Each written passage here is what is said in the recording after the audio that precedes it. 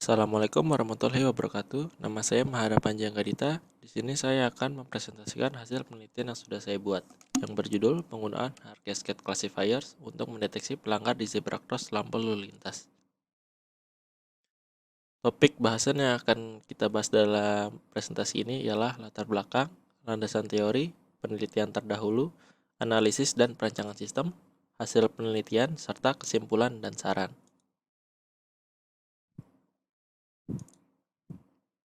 Latar belakang dari penelitian ini ialah banyaknya pelanggaran yang terjadi di zebra cross lampu lalu lintas menimbulkan berbagai ancaman dan ketidaknyamanan bagi pejalan kaki yang ingin menyeberang menggunakan zebra cross.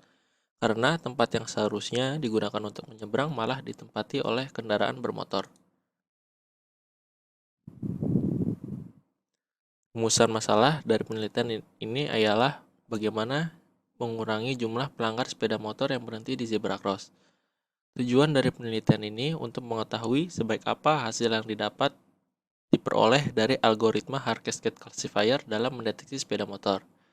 Manfaat dari penelitian ini antara lain untuk pejalan kaki, mereka akan mendapatkan haknya kembali untuk menyeberang jalan dengan nyaman dan aman. Sedangkan untuk petugas terkait dapat mempermudah dalam penanganan pelanggar di zebra cross lampu lalu lintas. Untuk pengendara sendiri, mereka dapat berkendara dengan tertib dan aman.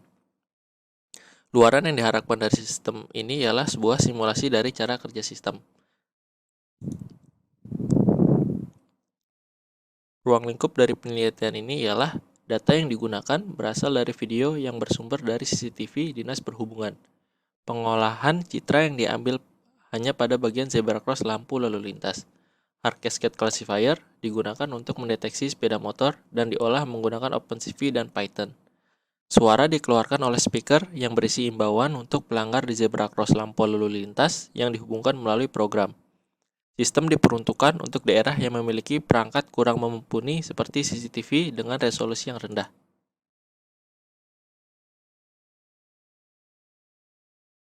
Selanjutnya kita akan membahas landasan teori. Citra atau image adalah suatu representasi, kemiripan, atau imitasi dari suatu objek atau benda. Citra dapat direpresentasikan dengan dua cara, yaitu citra analog dan citra digital. Pada penelitian ini, citra yang digunakan adalah citra digital. Harlake fitur. Fitur Harlake merupakan fitur sederhana berbentuk kotak yang digunakan untuk membedakan tingkat intensitas rata-rata antara region satu dengan lainnya. Dengan fitur ini, berbagai macam objek yang memiliki kesamaan bentuk dan warna bisa diambil polanya. Berikut ini adalah merupakan rumus yang digunakan untuk mencari tingkat intensitas dari citra integral. Setelah citra integral terbentuk, maka jumlah intensitas piksel region kotak pada citra asli dapat dengan mudah dihitung dengan melihat 4 titik referensi pada citra integral. Pada dua gambar di sebelah ini kita dapat melihat implementasinya. Misal ada 4 region yang saling bertetangga, A, B, C, dan D. Dengan masing-masing piksel ujung kanan bawah region tersebut adalah 1, 2, 3, dan 4. Maka untuk mencari akumulasi intensitas piksel dari region D diperoleh dengan cara menghitung piksel-piksel kanan bawah region D dan 3 region tetangga lainnya pada citra integral, yaitu 4 dikurang 2 dikurang 3 ditambah 1. Pada gambar berikutnya kita dapat melihat implementasinya. Dalam mencari nilai intensitas citra integral, kita dapat menjumlahkan 34 dikurang 14 dikurang 8 dan ditambah 5, maka menghasilkan nilai 17 yang memiliki nilai sama dengan citra aslinya.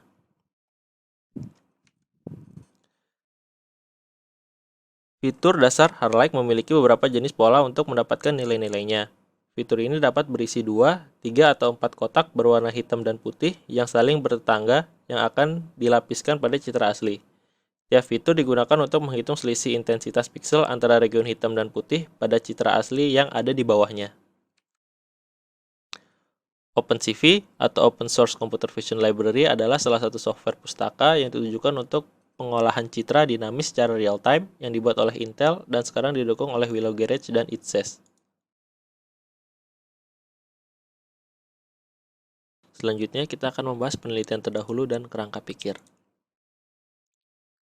Penelitian yang dilakukan oleh Muhammad Zulfikri, Ernie Yudaning Tias, dan Rahmat Wati pada tahun 2019 yang berjudul Sistem Penegakan Speed Bump berdasarkan kecepatan kendaraan yang diklasifikasikan Hard Cascade Classifier menghasilkan tingkat akurasi sebesar 97,91%. Hal ini didukung dengan tingkat pencahayaan yang baik pada siang hari serta kondisi jalan yang sepi. Lalu penelitian yang dilakukan oleh Alvin Lazaro, Joko Lianto Buliali, dan Bilkis Amaliah pada tahun 2017 yang berjudul Deteksi Jenis Kendaraan di Jalan menggunakan OpenCV menghasilkan tingkat akurasi sebesar 77,8% ketika jalan sepi, 47,5% ketika jalan normal, dan 28,2% ketika jalan padat. Penelitian ini juga dilakukan pada siang hari ketika cahaya sedang baik. Selanjutnya, kerangka pikir dari penelitian ini ialah melakukan identifikasi masalah, studi literatur, analisis kebutuhan yang akan digunakan dalam pembangunan aplikasi, model pendeteksian dan tools yang akan digunakan, merancang mockup sistem, pembuatan sistem, evaluasi sistem, serta melakukan laporan dan dokumentasi sistem.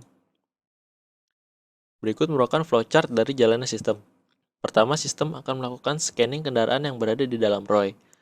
ROI atau Room of Interest ialah tempat yang nantinya akan dilakukan identifikasi kendaraan, yaitu di zebra cross. Selanjutnya, melakukan identifikasi lamanya kendaraan berhenti di dalam ROI. Jika kendaraan berhenti melebihi 7 detik, maka akan keluar suara peringatan melalui speaker dan selesai. Jika kendaraan berhenti kurang dari 7 detik, maka sistem tidak akan melakukan apa-apa, hanya mengidentifikasi kembali kendaraan lain yang berhenti di dalam ROI. Selanjutnya, kita akan membahas analisis dan perancangan sistem. Sebelumnya, memang sudah ada sistem yang memiliki kegunaan untuk mendeteksi pelanggaran di jalan, seperti contohnya e-tilang. E-tilang sendiri merupakan sistem yang sudah berjalan di Jakarta. Dari sistem tersebut, polisi mengklaim jumlah pelanggar turun sebesar 27%. Data tersebut didapat dari berita yang diterbitkan oleh CNN Indonesia yang berjudul Wibawa Tilang CCTV dinilai lemah, efek jera cuma sementara, dalam portal web mereka yang dimuat pada Jumat 14 Februari 2020 pada pukul 16.14 WIB. Sistem tersebut menilang kendaraan motor dan mobil yang melanggar tata tertib lalu lintas dengan cara merekam plat nomor kendaraan tersebut. Setelah merekam jejak pelanggaran, petugas akan mengirimkan surat konfirmasi ke pemilik kendaraan untuk segera membayar denda akibat melanggar tata tertib lalu lintas. Jika pengendara tidak membayar denda dalam waktu 7 hari, maka pelanggar tidak dapat memperpanjang STNK karena telah diblokir. Sistem tersebut hanya bisa dilakukan jika kota atau daerah tersebut memiliki peralatan yang mumpuni dengan CCTV resolusi besar, serta penempatan CCTV yang tepat supaya bisa membaca plat nomor polisi kendaraan. Selain itu, sistem ini tidak dapat digunakan untuk kendaraan yang bukan memiliki plat nomor polisi B untuk saat ini. Oleh karena itu, aplikasi penggunaan Hard Cascade untuk mendeteksi sepeda motor dibuat untuk menangani permasalahan di atas. Sistem tersebut dapat melakukan pendeteksian terhadap berbagai jenis sepeda motor, sehingga nantinya pelanggar dapat langsung diberikan imbauan langsung dan tidak merugikan pelanggar secara materi, namun memberikan sebuah peringatan yang diharapkan membuat malu pelanggar tersebut. Selanjutnya, perancangan template kendaraan. Yang pertama, melakukan persiapan direktori yang berisi folder P untuk gambar positif dan folder N yang berisi gambar negatif. Selanjutnya, data. Data yang digunakan ada data positif dan data negatif. Data positif harus memiliki ukuran yang sama. Di sini penulis menggunakan ukuran 50x90. Selain itu, posisi dari data positif harus sesuai dengan letak CCTV. Pada penelitian ini, sistem mendeteksi kendaraan dari bagian depan. Untuk data negatif dapat berukuran bebas, dan data negatif tidak menyerupai data positif. Selanjutnya, proses grayscale gambar positif. Proses ini bertujuan untuk mempermudah proses pendeteksian objek, serta menghasilkan tingkat akurasi yang lebih baik. Proses keempat, melakukan training gambar. Pada proses ini menggunakan aplikasi Cascade Trainer GUI. Aplikasi ini merupakan alat yang digunakan untuk mentraining gambar. Di sini kita akan mengganti beberapa pengaturan dari aplikasi. Pengaturan pertama yang kita ganti adalah number of stage pada gambar di sebelah kiri. Di sini penulis menggunakan 15 stage. Selanjutnya mengatur sample width and height. disarankan untuk membiarkan salah satu ukuran pada 24 untuk percobaan pertama. Setelah itu kita dapat melihat hasilnya pada aplikasi. Jika ukuran dirasa kurang tepat, maka kita dapat mengubahnya sesuai keinginan kita. Penulis sudah mencoba berbagai ukuran dan menemukan hasil terbaik pada ukuran 24 x 24. Berikut adalah bagaimana cara cascade classifier bekerja. Gambar akan ditraining untuk mencari nilai intensitas pixel di setiap region sesuai dengan penjelasan pada studi literatur sebelumnya. Aplikasi akan mentraining semua pixel gambar secara otomatis dan menghasilkan file XML yang mencirikan objek. Di sini kita dapat lihat sistem aplikasi UI mendeteksi perbagian pixel untuk menilai intensitas pixelnya.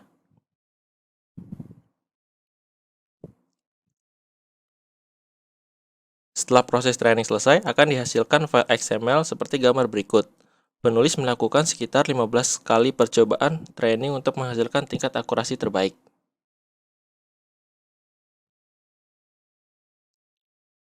Lalu proses pendeteksian objek. Cara objek mendeteksi kendaraan bisa dilihat pada gambar berikut. Jika ada kendaraan yang terdeteksi berhenti di zebra cross, maka akan diberikan kotak berwarna hijau yang nantinya akan dihitung selama 7 detik dan mengeluarkan suara. Selanjutnya kita akan membahas hasil dari penelitian ini. Namun sebelumnya kita akan melihat simulasi dari jalannya sistem. Sistem dikompil dengan PyCharm yang berbasis Python dan OpenCV.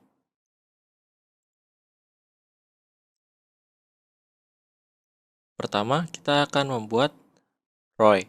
ROI atau Range of Interest ialah area yang dilakukan untuk pendeteksian. Di sini kita membuat dengan mouse dan dibuat di sekitar zebra cross. Setelah itu, maka sistem akan langsung mendeteksi objek yang berada di dalam ROI tersebut. Zebra cross arah mundur karena mengganggu pejalan kaki serta mengganggu ketertiban. Bagi pengendara yang berhenti di zebra cross arah mundur, kita bisa melihat ketika kondisi jalan sepi, sistem akan mendeteksi kendaraan dengan baik. Namun kita akan membandingkannya ketika kondisi jalan sedang ramai.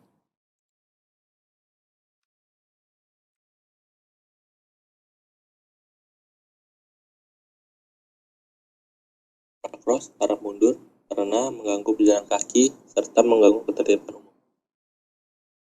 Bagi pengendara yang berhenti di zebra cross arah mundur karena mengganggu pejalan kaki serta mengganggu ketertiban umum. Bagi pengendara yang berhenti di zebra cross arah mundur karena mengganggu pejalan kaki serta mengganggu ketertiban umum. Bagi pengendara yang berhenti di zebra cross arah mundur karena mengganggu pejalan kaki serta mengganggu ketertiban umum. Bagi pengendara yang berhenti di zebra cross arah mundur karena mengganggu pejalan kaki serta mengganggu ketertiban. Kita dapat melihat tadi terdapat sedikit kedipan dari sistem. Hal tersebut disebabkan ketika jalanan ramai, banyak kendaraan yang saling berhimpit, sehingga sistem akan sedikit sulit untuk mendeteksi objek tersebut. Ini dapat mengakibatkan penurunan tingkat akurasi ketika jalan sedang ramai.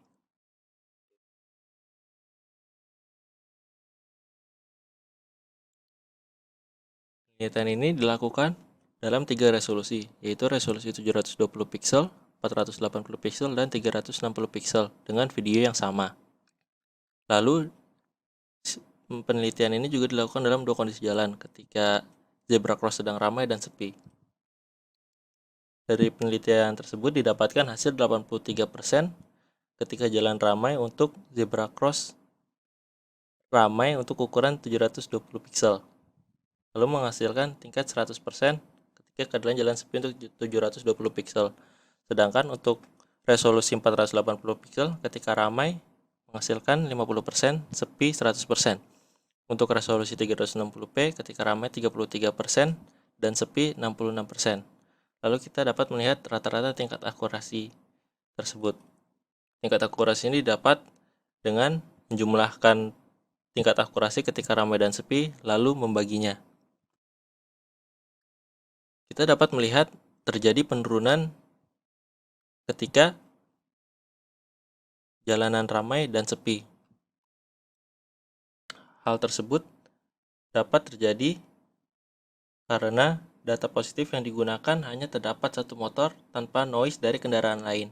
Sehingga ketika kondisi ramai di mana motor saling berhimpit, sistem akan mendapatkan noise yang mengganggu proses deteksi kendaraan. Lalu kita juga dapat melihat adanya penurunan dari perbedaan resolusi. Hal ini dapat terjadi karena data yang digunakan berasal dari video resolusi 720 pixel. Ketika data tersebut digunakan untuk mendeteksi kendaraan pada video 480 dan 360 pixel, maka akan ada perbedaan jumlah dan ukuran pixel. Yang mana 720 pixel memiliki ukuran pixel yang lebih kecil dan jumlah yang lebih banyak, sehingga gambar yang dihasilkan lebih tajam. Maka ketika data yang berasal dari video 720 pixel digunakan untuk mendeteksi resolusi lain yang lebih buruk dari 720 pixel, maka akan terdapat pixel yang tidak terciri karena adanya perbedaan bentuk dan jumlah pixel tersebut. Selanjutnya kita akan membahas kesimpulan dan saran. Kesimpulan dari penelitian yang sudah dilakukan tersebut ialah yang pertama, dengan algoritma hard cassette classifier ini dapat mencirikan sepeda motor dengan baik. Dari penelitian tersebut dapat menghasilkan nilai rata-rata akurasi terbaik sebesar 91,5% pada resolusi 720 pixel pada saat kondisi jalan sedang sepi. Selanjutnya, kesimpulan yang kedua, semakin ramai kondisi jalan dan semakin rendah tingkat resolusi video dapat mengurangi tingkat akurasi dari sistem. Hal tersebut dapat kita lihat dari tabel tingkat akurasi pada slide sebelumnya. Lalu, saran yang bisa diberikan penulis ialah algoritma ini memiliki tingkat akurasi yang baik dalam mendeteksi objek, sehingga dapat dikembangkan ke depannya untuk mendeteksi hal yang bermanfaat lainnya. Yang kedua, untuk mendapat tingkat akurasi yang tinggi dalam mendeteksi objek, sebaiknya tidak menggunakan data yang sama untuk resolusi berbeda. Gunakanlah data yang sesuai sehingga tingkat akurasi menjadi maksimal. Saran yang ketiga, meningkatkan jumlah data citra positif dan stage pelatihan dalam proses pembuatan file XML. Keempat, menggunakan dan membandingkan dengan metode lainnya. Sekian presentasi yang sudah saya buat. Terima kasih atas perhatiannya. Kurang lebihnya mohon maaf. Wassalamualaikum warahmatullahi wabarakatuh.